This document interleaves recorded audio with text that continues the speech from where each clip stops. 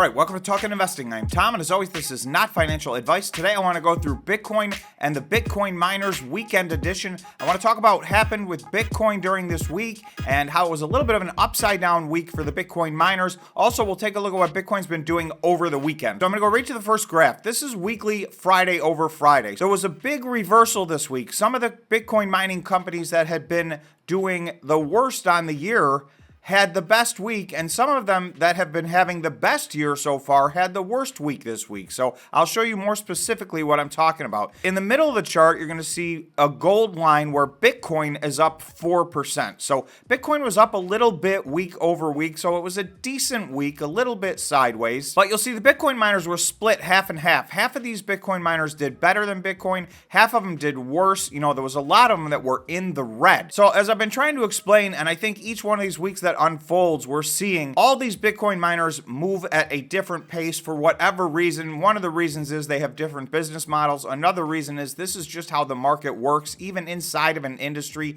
everything doesn't necessarily move together in a straight line. So this is why I always talk about patience and long-term investing and dollar cost averaging. So you know, this is not financial advice. You guys need to decide what your investment strategy is, but you should have an investment strategy and you should understand these types of components where, you know, on any given week, the stock market can drive you crazy. The price action in your stock can seem unreasonable. So this week, Mawson led the way up 36%.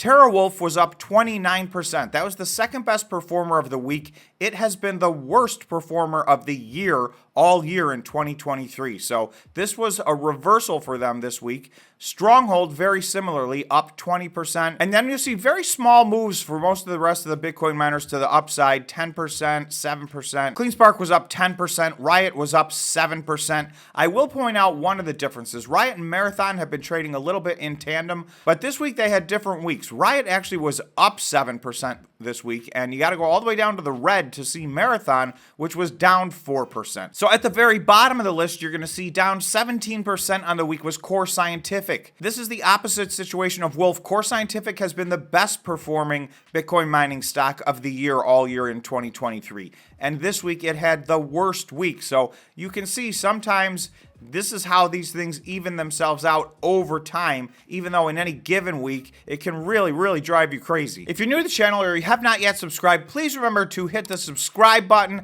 and the notification bell so that you get notified every time we make a video. There's an awful lot of news coming out right now in the world of investing, so it's coming out fast. Here we can see year to date. When we look at this over the course of almost 3 months now, those are the top 2 performing stocks. However, this week, those were the worst 2 performing stocks. So again, that's how sometimes these play catch up. On the other side of the equation, you're going to see TeraWulf is only up 18%. This is the first week of the year that it's even been in the green. TeraWulf's been red all year. It's the only Bitcoin miner that was red as of last week. So now it had a big move to the upside this week, so it's doing a little catching up. Bitcoin, you're going to see here, as always, the Bitcoin is a gold line, so that is at 68% up so far year to date. So Bitcoin has been having a very healthy year so far. It's been a little bit slow and steady over the last couple of weeks, but we are at a much elevated number. We're up 68% just on the year to date, and we're not yet 3 months into the year. But you're going to see, in my opinion, that most of these Bitcoin miners have not still behaved the way that they should be, and I do think a lot of them are due or overdue for a run-up if Bitcoin can stay healthy. The Bitcoin miners should be a leveraged play on Bitcoin. They were a leveraged play all the way down during this crypto winter. They were a super leveraged play to the upside. You know, in 2021, anything could change and we'll see. So some people may believe they're no longer going to behave that way. I don't see any evidence of that. So in my mind, my investment theory is that these will continue to be leveraged plays on Bitcoin. However, it's not always one-to-one on a week-by-week basis. Sometimes it takes time for them to do what you want them to do. So that's the most dangerous period of time. If your Bitcoin miner is lagging behind and you're jumping from stock to stock like a hot potato, you're probably FOMOing and chasing and you're missing all the moves, right? You're a week behind and you're moving into the ones that have already jumped and out of the ones that are due for a jump. So that's just the way that I look at it. For the majority of my investing anyway, I'm a long-term investor. If you're interested, you can become a member in the channel by hitting the join button on the YouTube page. It's right next to the subscribe button. Membership is only $5 a month. There's a lot of content ready and waiting for you if you choose to become a member. Also, we do a members-only live stream every Tuesday after the market closes. In that live stream, the members pick a company for me to do a deep dive video on, which we share with members only. Lastly, there's also a members-only Discord so that we can keep our conversation going in real time. Thanks again to everybody who's currently a member and supporting the channel, and we'd love to have you join us. Okay, this is the chart I'm paying absolutely the most attention to right now out of all the ones that we'll look at on the weekend update. Essentially, we did hit 25,000 again in February, just 1 month ago, and Bitcoin is now above 25,000. It's a month later, and Bitcoin is just under 28,000 over the weekend here. This is literally just last month versus this month. So Bitcoin in gold, as always, was up 10%. There is only one Bitcoin miner that's even ahead of that month over month, and that is Riot. So Riot's up 11%. So by no means even a leveraged play to the upside, but that's the only one that's even ahead of that. All the rest are lagging Bitcoin's price action, some of them significantly. There's only two more in the green. That's TeraWulf and Cypher. And then you'll see everything starts to turn red, and things get very red. GREE is down 63% month over month. Just 1 month over month. This is while Bitcoin was up 10%. So just to look at the three biggest market caps. So Marathon was down 10% in the same time that Riot was up 11% over the course of the last month. And then in third place is Cypher. That's the third largest market cap. They're down 8%. HUT's the fourth largest market cap, and they're down 33%. Each one of these charts you guys can use as a part of your own due diligence to figure out if you see a window of opportunity in here anywhere. Okay, this is just straight up market cap by Bitcoin miner. So I just like to show this to put things in perspective. You will see this is very, very skewed to just a few miners. Riot and Marathon are in the 1.3 and 1.4 billion dollar market cap range.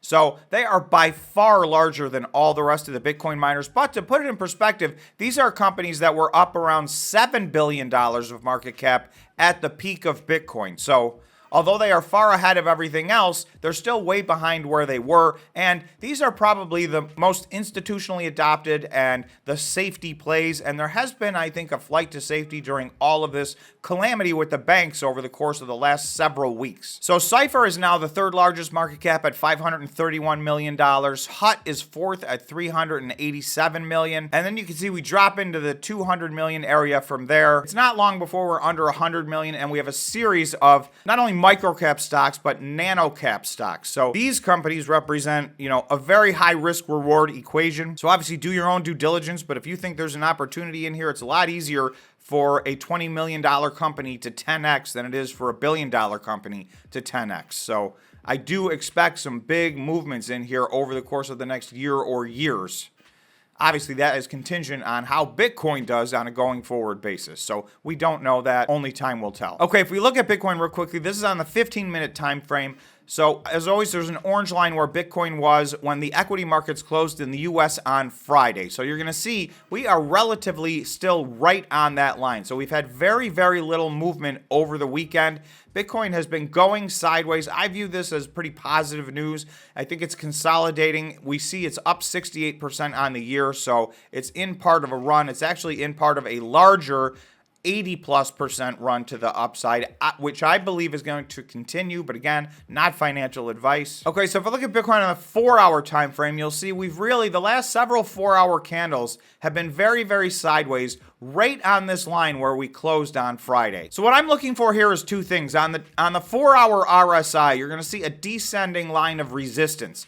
We have not been able to break out of that line, but you're also going to see this is the 50 point, which is neutral. So we're going to have to see these two come to a point over the next day or two. And then I think that at that point, we're going to see which direction the next move in Bitcoin is. Obviously, I happen to think it's going to be up. I think we will have a break through this line of resistance and take the next move up. But this chart is going to be one of the big indicators that I'm looking at. If this breaks to the downside, then we'll probably know. This would be one strong indicator that maybe we're in a period of cool off and we've got some more pullback to do. So in tandem with that, if I really zoom in on the 4-hour MACD, you're going to see this 4-hour candle is in the middle of a potential bullish crossover.